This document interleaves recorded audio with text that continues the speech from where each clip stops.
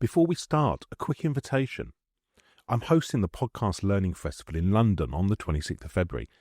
It's all about how podcasting and learning work together, and if you're in L&D, training, or just fascinated by audio as a medium, we'd love to see you there. One day, hands-on sessions and some amazing speakers. You'll leave with practical skills and real insights that you can use. Tickets are available now at podcastlearningfest.live. That's podcastlearningfest.live. Get them now, and they're at a special founder price before the 31st of October. Okay, into the episode.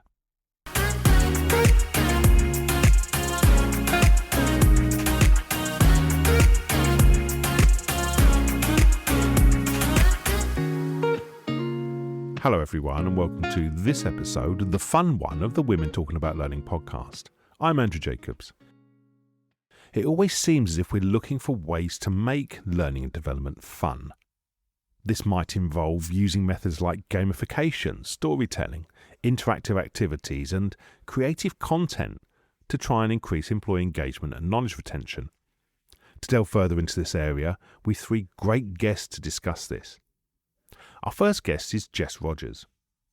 Jess is a leadership coach with almost 2 decades of experience helping ambitious, values-driven senior leaders find their voice, lead authentically, and advance their careers without compromise. She's coached directors, VPs, chiefs of staff, senior counsel, and others who care deeply about their teams but often feel unseen or pressured to fit conventional leadership models. Our second guest is Elaine Gosden. Elaine is CEO and founder of Blue Gnu Consulting, a leadership development consultancy specialising in organisational growth.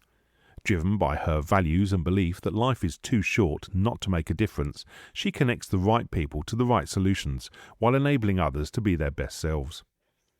Our third guest is Dr. Couva Jacobs. As co-founder of Emergent Learning, Couva is a learning strategist and designer fascinated by the sweet spot between fun and effectiveness. Together with her award-winning learning design team, she explores how gamification can deepen engagement and drive performance, from role plays and characterization to humour and chatterbox-style decision-making tools. This is an awesome conversation. Recorded in September of 2025, this is Women Talking About Learning. This is Jess, Elaine, and Couva talking about fun. So I think I was the one who came up with this topic, which is the fun one. And it's something that's quite close to my heart because I'm obviously very passionate about learning. And for me, I feel that if the learners can have fun while they're learning, not only does it make it a better experience for them, but it also means that they're going to remember things better as well. The learning's going to have more impact. So I think that that's a really great aim. But where it gets interesting is people's ideas of fun are really different. So there's no one remedy that we can put into our training that's going to make everyone happy and think that it's fun. Sometimes you're going to have different reactions. And so I thought that that was a really interesting topic to discuss because I think that we need to go about this with a little bit of caution. So I guess I would love to hear your stories about how you've used fun in learning, when it's worked and when you've hit some challenges as well. I'll Go on, jump in Jess. here. I agree with you, Couva. I think that fun is a really good and important facet for learning, definitely, especially when you're working with groups. But you're right, fun looks different to different people. And I think when you bring in people's lived experience and people's backgrounds as well, their perception of fun really can change. And so you have to be quite careful as a learning practitioner not to just assume that we're going to do this and it's going to be fun and everybody's going to love it and it's going to be great. It's about bringing some connectedness into it as well, because when you build those connections on a different level, when you're working in a group, a learning group, I think that's when you can then sort of tease out the fun, and almost in a strange way, fun sort of manifests itself naturally rather than it being something that you have to create. Absolutely.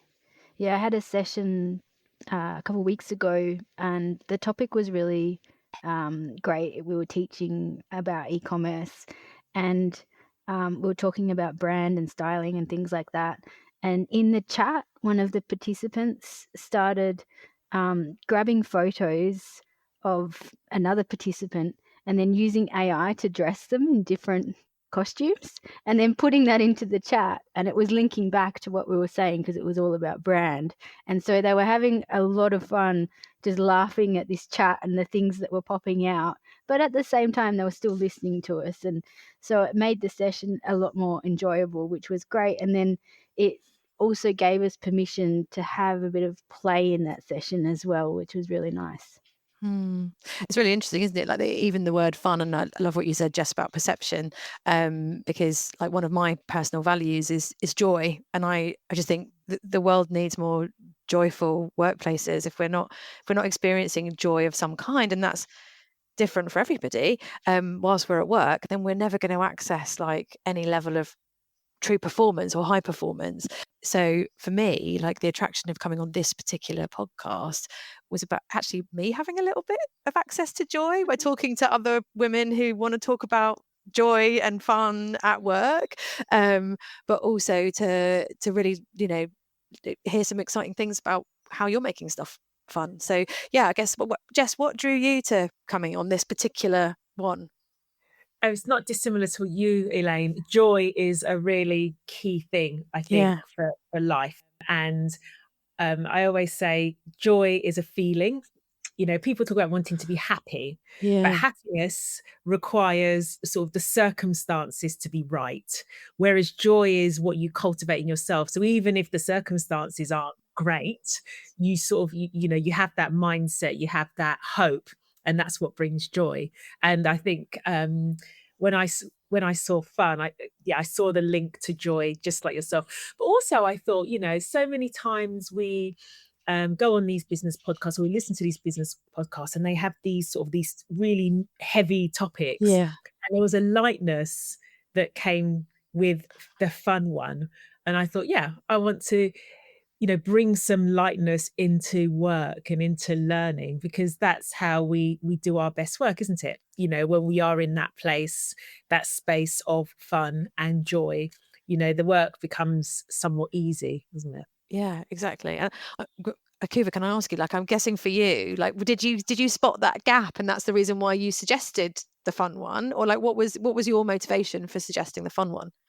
Sorry, before I answer that question, when you guys are talking about joy, I can't help but think about the movie Inside Out. I've got that image in my brain. Joy. I don't know if you've both seen it. Yeah. And then sadness as well. And, you see her dragging along the ground and she's not able to do anything. And then you've got joy. And, there's someone who I work with who, reminds me a little bit of her, and she's really active and always getting stuff done, and it's fantastic. So yeah, there's definitely an attitude that you want to cultivate, right? Definitely. So yeah, sorry, going back to your question, Elaine. So I was just saying, what motivated you to suggest this one? Like, did you spot it as a gap in the, like, I'm just curious for you, like, where did that come from? I've written quite a few LinkedIn posts, and then from the LinkedIn posts, drawn out blog posts as well around the topic of gamification. Okay. And I find it like such an interesting topic because it is so, there's so much controversy around it, around the fact that sometimes it works, sometimes it doesn't. And so I find that really fascinating. How can you find the path forward where it actually lands and fits, and doesn't fall flat, which I've seen both in my experience. And one of my inspirations was when I'm a parent as well, so I've got 2 daughters, and I, as a parent, didn't want to be too, I guess, aggressive. Like, I wanted my children to behave, but at the same time I didn't want to be this strict bossy parent. And I went to this session about, it was called Playful Discipline. Cool. And it's all about how to use play to help with your children. And there's some really interesting concepts in that. There's a book about that as well, Andrew. And I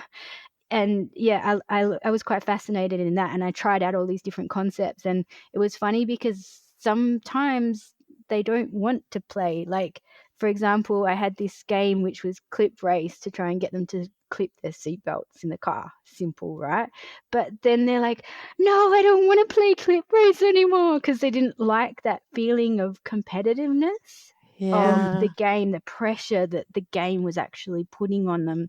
They didn't want to have to, compete with each other. So I found that a really interesting component, that when we add this level of competition, maybe people don't respond well to that. Yeah, it comes back to what you were saying for me at the beginning, Kuva, about like everyone's experiencing fun differently, and this concept of forced fun within a learning environment, it really puts people off. So it's something really interesting to poke around in. Like, how have you guys experienced that in sessions that you're running and delivering? Like, when has it kind of worked really well, and when has the incorporating fun really fell on its face? I think it's just you've made me think, Elaine. You're right that it can turn people off, even though the fun is fun. Yeah. But if you go into a space, or in my experience, you go into a space and you say, "Now we're going to do a game." You do visibly feel and see people's faces and feel the energy kind of shrink back, because people immediately think you're going to put me on the spot, or you're going to force me to do something, or and particularly those who have introverted tendencies, they immediately, it raises something in them. And that's back to the point, I think, where I really think when people feel connected, they have fun. So actually, it doesn't have to be the thing necessarily. It's the energy that's created. And it's when people are able to feel connected, feel that they can then be playful, feel that they can then sort of give more of themselves into the situation or into the environment, that the fun manifests itself quite naturally. I mean, that's what's happened in my experience. And even, sort of in traditional training, you do an icebreaker at the beginning. I don't know. Cringe. Yeah. As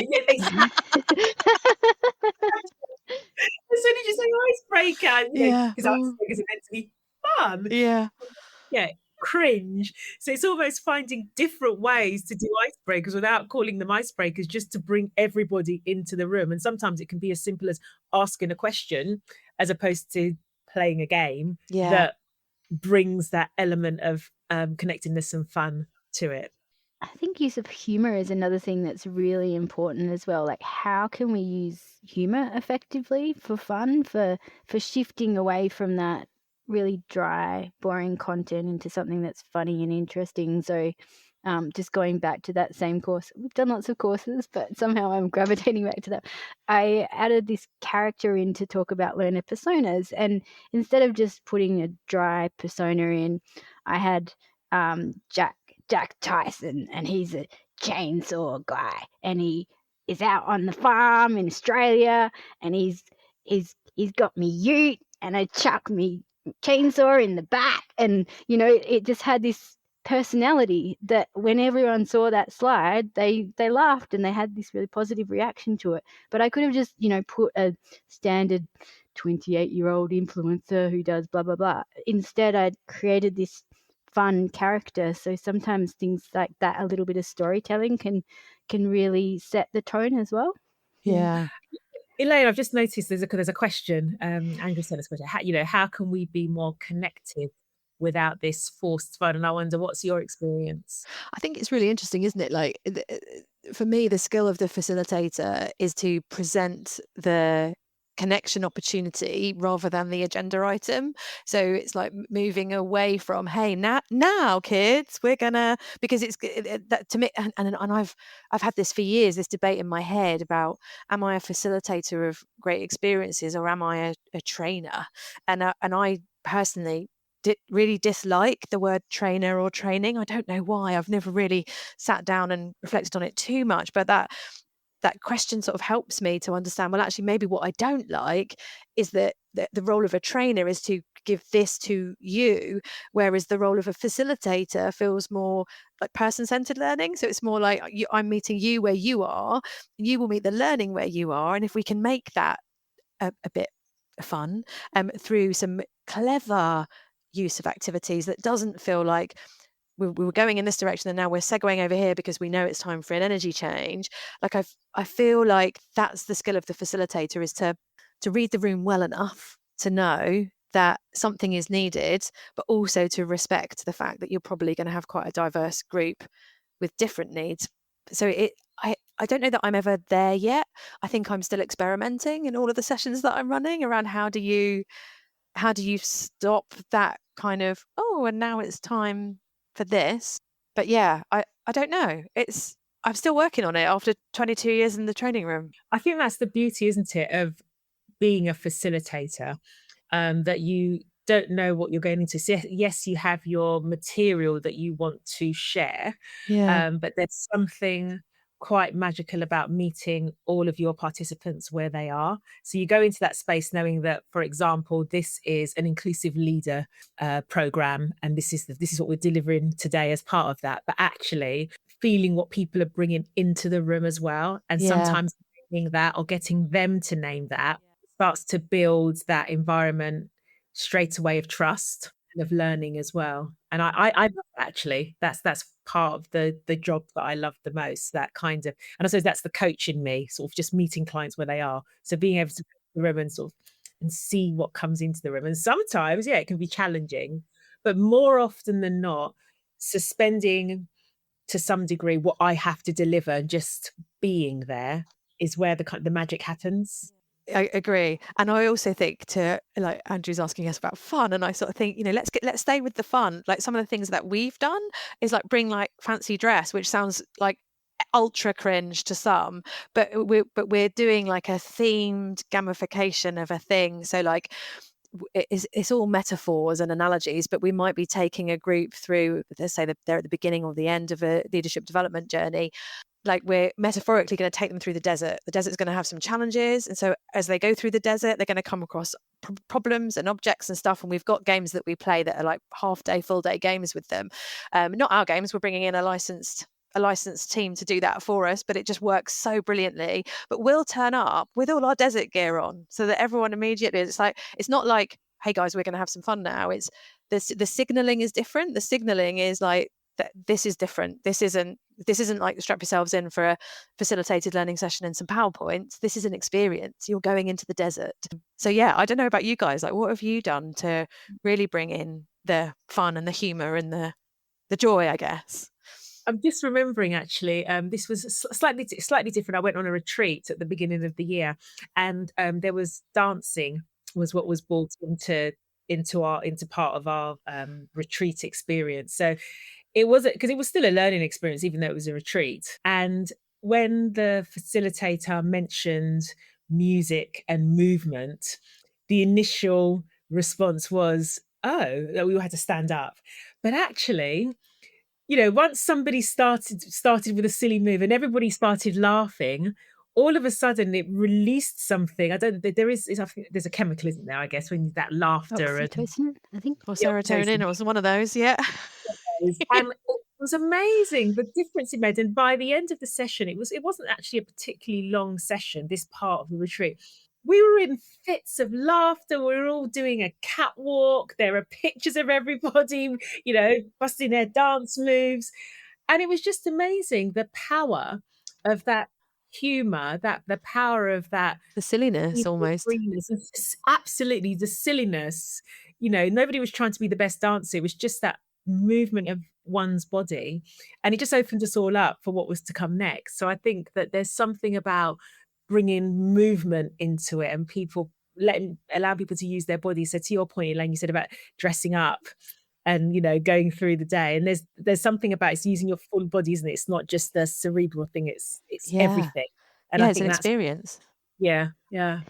And sometimes it's even just the smaller things. Like I was running a session about designing learning, and I got everyone to stand up, and I said to them, okay, I want everyone, actually I used a voice. I was like, okay, now we are all ballerinas. We need to make our arms nice and straight. And then everyone pointed their arms, and I said, okay, now we are auditioning for a ballet. I'm going to choose the people who have the very nice straight arms. And then everyone, stood with their arms nice and straight. And then I said, okay, now we are going to be the zombies. And then everyone, okay, like everyone changed so that they look like zombies. And I said, okay, your arms are not straight anymore. I sort of played up the zombie thing a little bit first. I was like, great, you guys are looking great as zombies. But I said, your arms are not straight anymore, but you've done this intentionally. So you knew what the rules are, and you choose to break them intentionally. So we want to do the same thing with learning as well. You need to know what the rules are when you're designing good learning, but it's okay to break them as well, as long as you're breaking them intentionally. So I just used that metaphor to help them to understand that concept.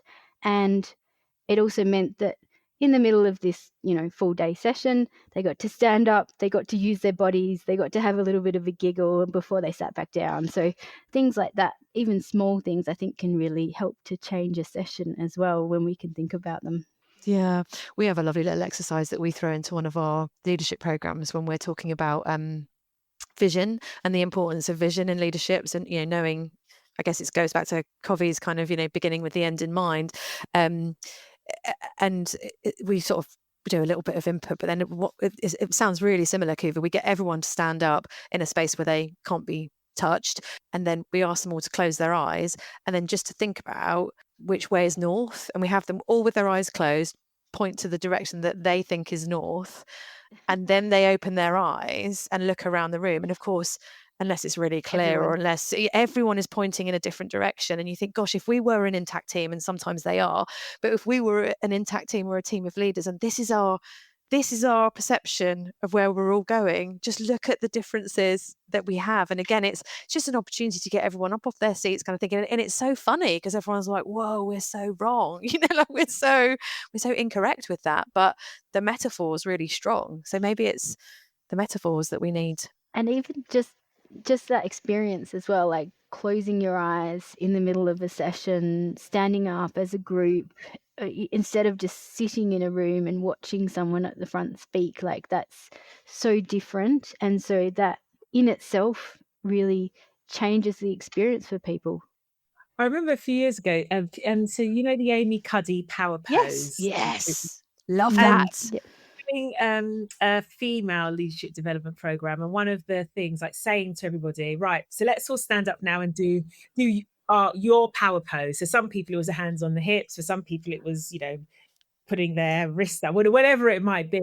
But there's something, again, it's that just one thing, stand up and do. So we talk about the power pose, the reason for the power pose, the research behind it. And it's like, okay, now we want everybody to do their power pose. And doing it in person was really powerful. And then, the pandemic happened and we were all doing lots of things online. And it was just as powerful doing it online, actually. Getting Wow. Okay. And so you're going to take a screenshot and, just for the purposes of this group, so you will have a record of it. If that's okay, you can switch your camera off if you want, whatever. But people very rarely did switch their cameras off. But it's just doing something like just a pose. It's similar, I guess, to what you're saying, Elaine, when you stand up and face north. It's doing a pose, your pose, that makes you feel powerful.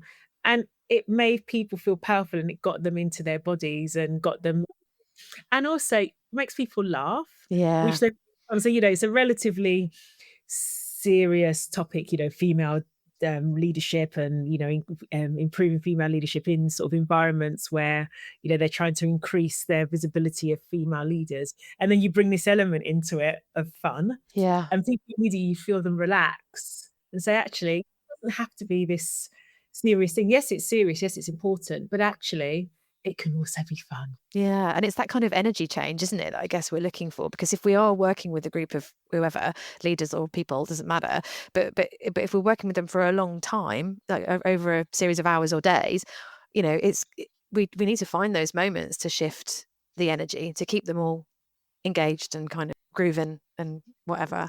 But I think it's something we need to pay more attention to. Particularly, you mentioned the dreaded C word, Jess. Like, since COVID, like, I think people's expectation of a learning environment and what's fun is a bit different now. I don't know. Are you guys seeing any changes in terms of how people are experiencing fun in learning post-COVID?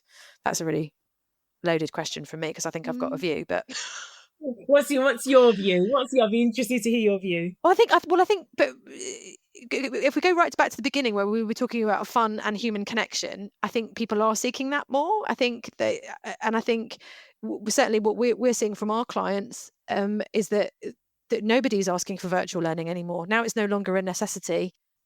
Everyone wants to go back in the room. Everyone is seeking that human connection, perhaps because there aren't as many opportunities as there were before to just connect in an office space, since most people have retained some level of flexible working. So I think it's really interesting that, what is it that people are seeking, given we had the opportunity, and we mentioned introversion preference earlier, and how an introversion preference might prefer to be alone, or might have an extra cringe when we mention icebreakers or fun. But even with that said, I still think the most introverted of introverts is still going to seek some level of human connection. So I guess that's why it's loaded for me, because what I see in our clients is that they're demanding it now more than ever. And yeah, we see that in the requests for work that are coming through. But how does it for you guys? Are you seeing any differences from the last 5 years to pre-2020? Well, interestingly enough, I just ran a session that we ran it virtually and face to face. So we got to experience the same session with a group that was virtual and then a group that was face to face. And so you can really see then, you're not comparing like two different topics. Yeah. You're comparing the same topic with two groups. And I think it is harder to build that relaxed atmosphere when you are online. You do miss so much. It's like you have to be using the chat a lot more. There's always a little bit of delay when people are speaking. You can't have multiple people speaking. It's very hard to generate a conversation within the group between two of the participants. So there's a lot more challenge in the facilitation to get that natural flow of conversation that can happen in a physical space. Yeah, so I mean, obviously, I think most people, if they have a choice, they'll prefer to deliver face-to-face over virtual. But yeah, there's always business challenges around that as well, where maybe people aren't able to physically come to that office. In Australia, I don't know how it is in the UK, but in Australia, we've got companies where they've got people in lots of different states, and it's become more distributed. And so the requirement is still there that we have to support across a wider geographical area, because it's no longer everyone's in that one office, so we can all go there. Now it's like you could have someone in every state and you just have to cater for that.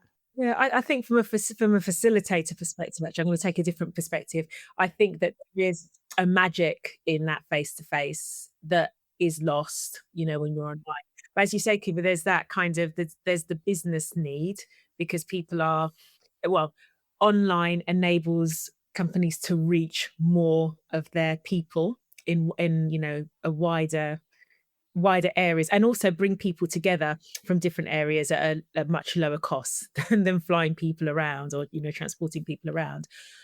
So I think there's always a place for online, but I think there's a richness that gets lost on online that you get face to face, a richness connection. Dare I say a bit of joy is lost as well? Like a bit of the joy. I don't know. Is that just me that the joy is lost on an online connection? I think it's connection. Yeah. It's a deeper connection when you're face to face, because it's the conversations that also happen between the sessions that you're having, and when they do the group work, the conversations as they walk to and from the area where they're doing the group, if they're doing breakouts, that kind of thing. You don't get that if you're in a call, an online call, and you put people in breakouts, then they're whipped out of the breakouts when the timer goes. Whereas, when you're face to face, they're having the conversations, and then the conversations extend, don't they, as they come back to the main room or back into the space. So I think for me, it's about connection. I don't know if I suppose joy and connection are very interlinked, but there's something in the connection that gets lost. I think the one thing that I've found, I really enjoy using Miro, and so I'll build out these games on Miro that you can't necessarily do face to face, like they don't always work. So I ran one with my team, for example, just made this up, called the game of churn. And the idea was that quite often we do work and then but we haven't asked the right questions in the beginning. We haven't examined the scope closely enough, or the brief or whatever, and then we go off in the wrong direction, and then we waste a lot of time. So I was like, how can I sort of teach this as an experience to my team? And so I came up with this big, it's like a chessboard, but it literally makes you go blind because there's a million little black and white squares. Hidden in these squares was a little trophy underneath the white square, so you couldn't really see it. And then I put chess pieces, and they could move in the direction of the chess piece. But the first time I gave it to them, I said, all right, off you go. Like, everyone move once and then draw a line, and then move again, draw a line. And so they had this big mess of moving, and they didn't know where they were going or anything like that.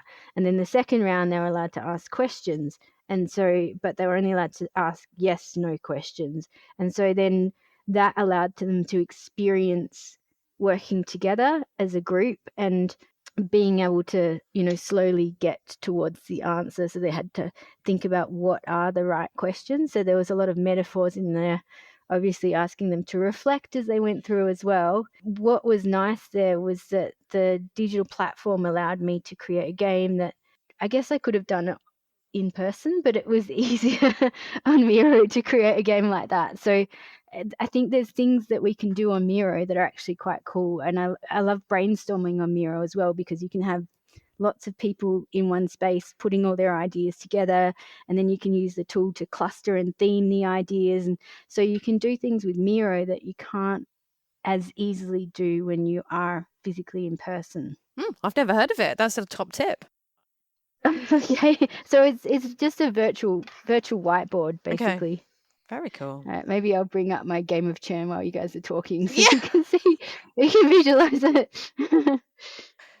We did a little exercise at one of our conferences recently where each conference table had a ball of string on the table, and the people sitting together broadly didn't know each other. There maybe were one or two people that knew, and the name of the game, it was a bit of a nice way of doing the dreaded icebreaker, but it was, so maybe I start with a ball of string and I say something like, I've got a sister, and then someone else on the table has to say, oh, so have I, and I hold on to the end of the string, but I throw the ball of the string to the person, and so the game continues, everybody saying something about themselves and finding a connection with someone else on the room. So you end up with this real physical manifestation of how we're all connected, nice. Which was really lovely. And then if you're feeling really brave as facilitators, and if you've got enough string, then you can broaden it out to neighboring tables and sort of, start playing with the connections across the room as well. Of course, if you've got enough string and bearing in mind health and safety issues.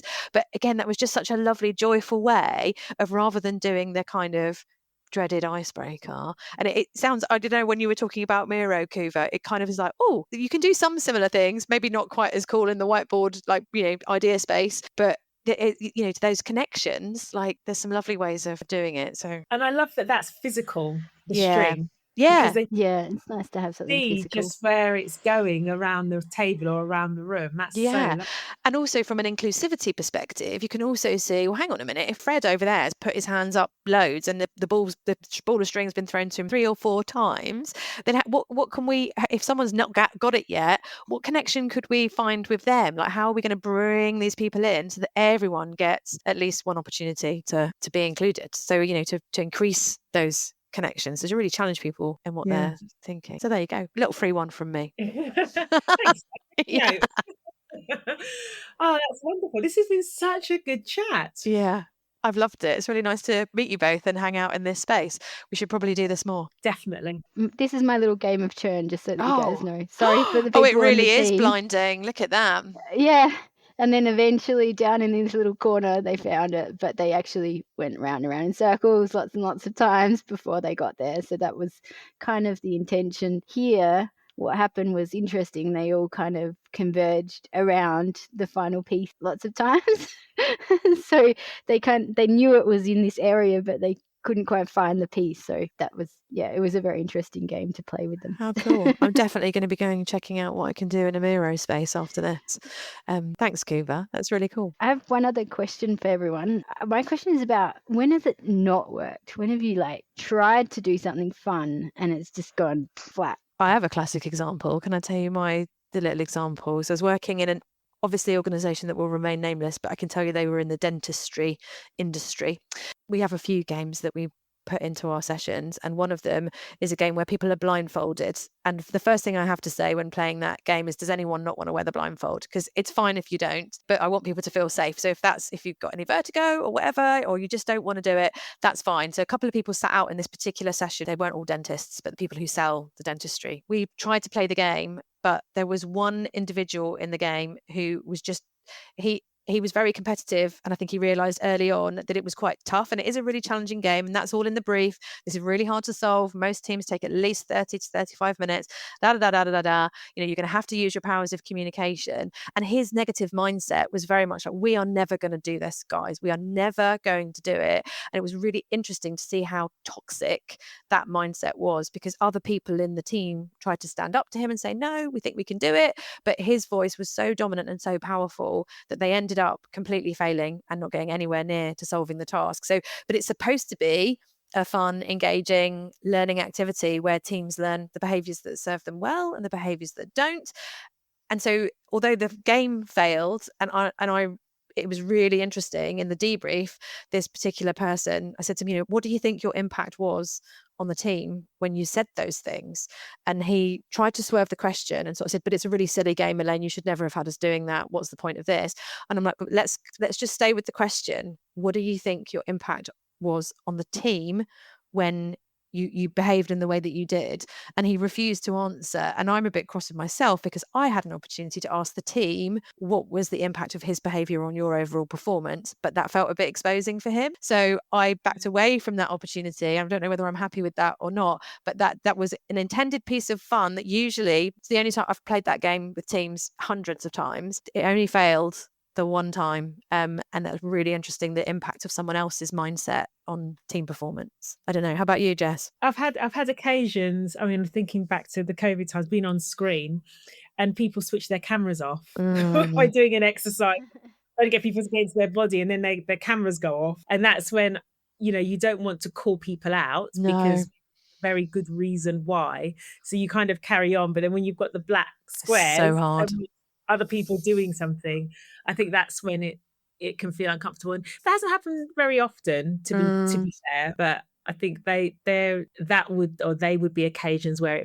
it's felt like, maybe the energy is not quite right here. How about you, Kiva? Have you got an example? Yeah, I've got a couple. I've got one where I was designing the learning for, it was a mortgage lending company, and they had a major legislative change that they were facing. And I came up with this great idea that they're going to have a battle where they're going to talk about the pros and cons of this new change. So we got a bunch of them into the session, and these guys are very high earning, the top ones especially, and very, very careful with their time because every minute is money to them, basically.